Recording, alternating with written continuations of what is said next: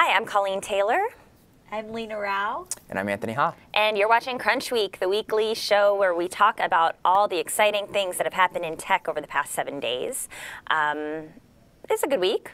Big week, yeah. Always a big week, almost. Well, almost always a big week. Almost always a big week. This was actually a big week, though.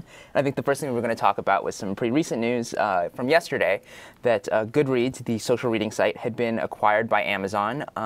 There was no official price, but Kara Swisher today reported that it's $150 million with the potential to go up to $200 million on certain performance benchmarks and things like that.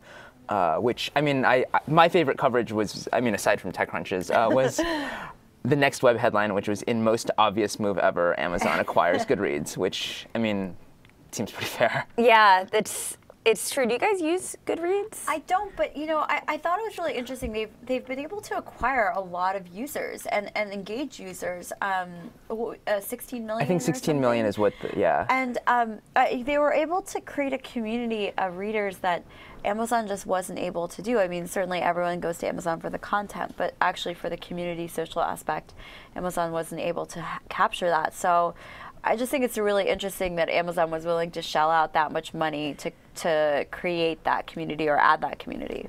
Yeah, I mean, I do think that it seems like a pretty, I mean, Amazon is a big company, so it's not like a huge bet, but it's a significant bet on the idea that this is going to be a really important part of what they're doing going forward. I think the other interesting thing was that they really emphasized in the news the fact that it's really about Kindle as opposed to Amazon overall. That, when I interviewed Otis, the CEO of Goodreads, it was with someone from Kindle, and that the first name in the press release is somebody from Kindle, and so they are going to build social features into Kindle, and presumably you might see some more stuff on Amazon.com, but it seems like the real focus is on turning the Kindle into more of a social device. Yeah, I think it's cool to see Amazon kind of continuing to cultivate and stick to its roots of being a bookseller.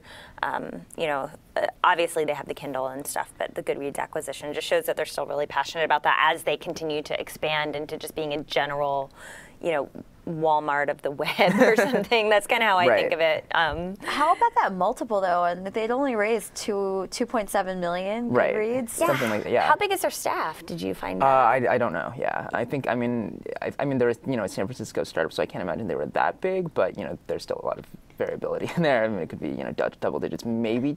I'd be very surprised if their staff was that big into like the triple digits, but yeah. This is probably something we could look up as opposed to just me ranting about it. But yeah, it does seem like, an amazing return for investors. True Ventures, right? True is the lead. Speaking of an amazing return also, in terms of M&A this week, Sumly acquired by Yahoo for $1 zillion. The 17-year-old, not $1 zillion, $30 million to be exact, but still that's a lot for and the 17-year-old kid that just like kind of coded this and now is like some VP at Yahoo. Yeah, and even though at least for 18 months. Yeah, even though he's still back in London finishing high school. Yeah, he can't even legally. But we had him in here. Seems almost like the punchline to a joke or something. Where you're like, oh wow, no, he's a real person. It's not like he was here at TechCrunch TV and he showed me the app. We did a whole thing, and he was very bright kid. I would have never expected a $30 million exit to Yahoo, though, so quickly. So it's interesting. Sometimes you think that these big price tags are just as much about sort of marketing and the acquiring company showing their strength and getting press as it is about how much the thing should really be valued. Although I would imagine that in the Sumly case, and I mean I don't know, but my guess was that was more about talent, and it's not like they're acquiring a bunch of like Sumly users or anything, or like that Yahoo needs to. Whereas I think in the case of Goodreads, there is that relationship with you. I mean, obviously Amazon doesn't need, but it has that that Goodreads has this relationship with people that I think Amazon doesn't. So I think there's more value there. I think that it isn't just sort of this arbitrary like 150 million. Yeah, I think Goodreads made more sense. I think people were just shaking their head and scratching their head about Sumly for a while. Yeah, I'm just jaded. I feel like 30 million doesn't seem like that much money. I know that's. I know it doesn't seem like that much money, but like it was just so interesting how even the mainstream media really caught on to this story of like this 17-year-old that whose startup was acquired. Like I saw like Piers Morgan, like he had him on the show and from CNN, and it's just sort of interesting how like, I wonder if it's just a PR stunt, you know, in some ways by Yahoo to like, you know, kind of, you know, create some conversation in the mainstream media about the company. For Yahoo, in terms of marketing budget and PR budget, $30 million, not that big of an outlay to be on, you know, primetime TV and everyone talking about Yahoo. You know, that's a pretty good price for that kind of coverage. And I think it's also the kind of right kind of exposure in the sense that I think what I would imagine the big challenge for them right now is hiring sort of cool, like technical people. And I think to have like kind of a big acquisition like this that makes a big splash and has like a very high profile founder, I think definitely, I mean, I don't think on its own, I don't think anyone would think, oh, they acquired Semley, I'm going to go work for Yahoo now. But I think that adds to sort of its luster, which, you know, overall, I think is important. Well, this was also Y Combinator demo day, you know, but, you know, that's always kind of a fun thing for us tech reporters here in the Valley. It's true, a group of startups that hope to one day be the next Semley or the next Goodreads and get acquired for a bunch of money. We went down to Mountain View, you, me, Josh Constein, Alexia. We all went together. Yeah, we went down to the Computer History Museum, and it's kind of turned into this kind of big event. I mean, especially now that I think there is this pattern where most of the startups have already sort of launched in some fashion, often on TechCrunch, and then there's a bunch that just don't, that just are still off the record. So, you know, from a news perspective, it's not really that important an event, but it is just kind of just to go and kind of see everybody there, and to sort of like, you know, do posts that are just kind of like, hey, Y Combinator is here, like, let's try to like make sense of what this latest batch of companies is, I think just, you know, gets a lot of attention. I think if there was any kind of trend that we saw in this one, it was a scaling back, which I think was very sensitive and smart. For Y Combinator, the last 2 demo days have just been bigger and bigger. It was like the biggest class ever. Now this is the biggest class 80 ever. 80 startups was the biggest. Last time, 84 startups was, and that's bitch to cover. How long was that demo day? It was just all day, and it's like a bunch of like, you know, 2 or 3 minute things, and then at the end of the day, of course, everyone's always like, oh, what was your favorite? It's like, I can't even remember. So this was like a big scaling down, only the second time in Y Combinator's history where they've gotten smaller. And this time it was only 47 startups, which is still a lot, but 47, and it was a lot more.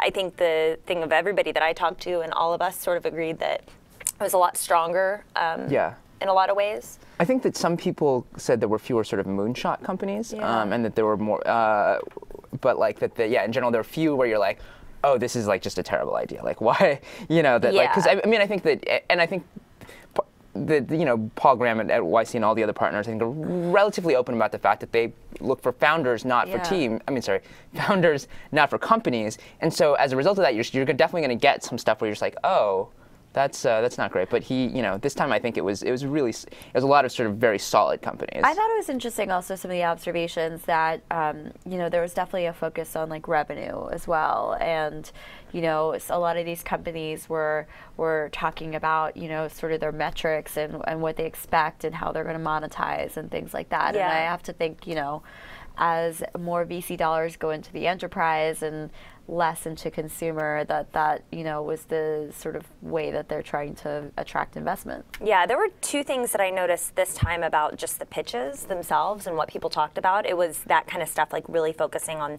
the product and the traction, and things that they left out that had been in previous ones were talking about the funding they'd already raised and like funding. You know, often in the past they'd say, oh, we're looking to raise a $2 million round, we have 80% committed, come find us. And then this time they didn't do that. And they didn't do that last time either at Y Combinator. But this time also there was really no name dropping about the founding team. Normally there's a slide up that says, we're from MIT and Stanford and Google and Facebook, and this is who we are, you know, name dropping their resumes. And there was like none of that this time. It was just a focus on the product, which was kind of cool. I think. And I mean, you know, and great. To be clear, I think most of those changes it's not sort of this like weird sort of organic thing that happens. It's, you know, kind of a top, and this is what you need to talk about in your presentation this time. But it has definitely been interesting to see that evolve as sort of what YC thinks is important, what the investors want to hear, you know, starts to shift. Yeah. So it was, I thought it was a good demo day. It still takes a while to find out what'll be next. Well, the sort of the last thing I think we want to talk about was like Bitcoin, like kind of came out of nowhere, I feel like, and passed $1 billion, like this, well, first of all, I guess I should talk about what Bitcoin is. Yeah. It's like a virtual currency, open source, and it passed the $1 billion mark in terms of value. And it's kind of crazy that this, you know, P2P, you know, just very, very unassuming technology, this payment technology is just all of a sudden, or currency has, you know, gotten so much value and now attracting a lot of attention from investors. There's a new accelerator devoted completely to funding and building Bitcoin startups. What do you guys think of Bitcoin? I mean, I agree that it does seem like it does feel like one of those things that kind of came out of nowhere, not in the sense that, you know, it was literally an overnight success. It's been around for several years, but just that I think that a lot of the areas where it sort of got traction were not in sort of like the sort of regular kind of Silicon Valley circles. So everyone just kind of looks up at a certain point. It's like, oh, wow, this is amazing. I do think that it is also kind of getting a lot of attention now just because of I mean, there's the novelty factor. I think there's also just sort of being able to tie that into sort of the broader kind of economic uncertainty, and people can sort of get a kind of cheap headline about like, oh, is this like the, you know, the most reliable, stable currency, which just seems kind of like a weird. Maybe I'm being unfair to Bitcoin, but that seems just kind of like a very silly thing to say. Yeah, well, it's the thing about Bitcoin is that it's not regulated by any, you know, there's no Fed. It's just this completely distributed sort of open source currency idea. It's not like a national currency like what we've seen otherwise. And what is the what is this called, the Silk Road? That's the black marketplace. So what I mean is, what is that? That sounds like we were talking about. It sounds like a massage parlor. It does. Silk Road, silkroad.com. Like I mean, I haven't so been sketchy. on there, but it's you know, really sketchy. I mean, but it is like this kind of interesting idea of sort of expression of this idea that, you know, that you can have something that's just, you know, underground seems like it's sort of building it up too much, but that's something that's kind of sub rosa and like just like becoming this like big thing. And again, I mean, the $1 billion thing, I mean, that's, I guess, I imagine that sort of fluctuates, and it's also something that can kind of, you know, may just kind of seem like, you know, just like, well, I guess in this case it's almost literally fantasy money, no, but with value. But, you know, like that, there's a little bit of arbitrariness to it, I think. Right. But Yeah. the fact that I think people are starting to become interested, maybe is also just a reflection of that. But that to me is almost more kind of interesting to me than, you know, what dollar value we put on that big pool of money. Yeah, it's very exciting. I feel like in the past just couple weeks we've heard, you know, like looking through our tips box and looking through stories, it's like all new places, startups starting to accept Bitcoins. Expensify, which is this great startup that allows you to do expenses, now has Bitcoins as a currency that you can choose from. So yeah, it's like, it's coming from underground. Just Reddit, I think, and yeah.